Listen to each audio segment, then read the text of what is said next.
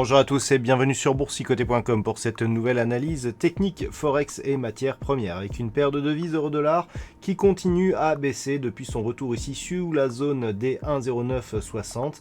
Eh bien nous avons une évolution qui se fait toujours ici avec des contacts sur la bande de Bollinger inférieure avec des retours ici comme récemment sur la moyenne mobile 20 exponentielle qui agit comme résistance. Donc le scénario présenté hier d'un retour ici sur la zone des 1,0780 est en train de prendre forme. D'un point de vue un peu plus global, la paire de devises euro-dollar reste dans un biais neutre.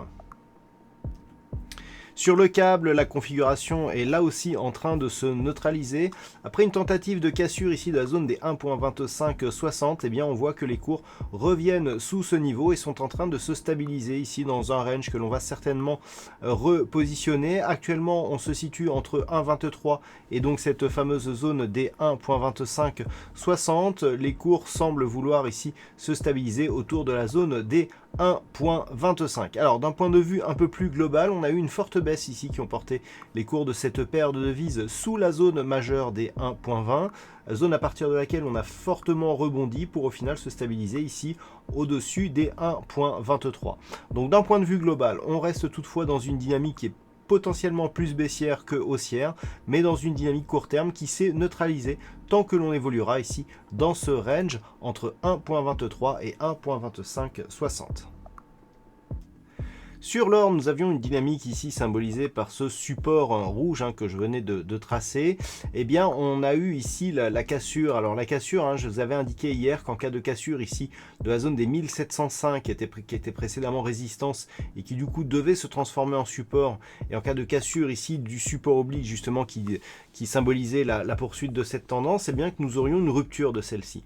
Eh bien c'est ce que nous avons eu aujourd'hui. Donc dans ce contexte où on peut voir que cette dynamique correspondait vraiment à une reprise et un signal de continuité de la dynamique moyen terme, alors on va tout de même se permettre de tracer les retracements de Fibonacci pour mesurer un petit peu les conséquences de cette consolidation éventuelle. Ce que nous pouvons constater, c'est qu'actuellement l'or évolue ici sur des niveaux proches du premier retracement de Fibonacci à 23,6%, 1678,57.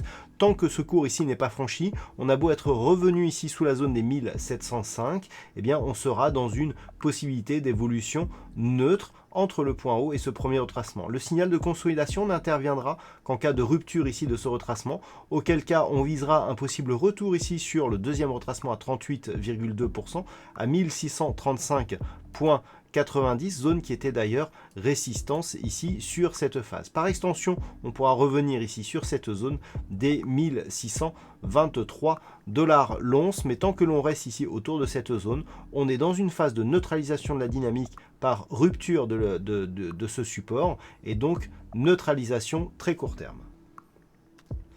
Et puis enfin, sur le WTI, on a une fin de semaine qui ramène les cours de ce contrat sous la zone des 19,40 $ le baril.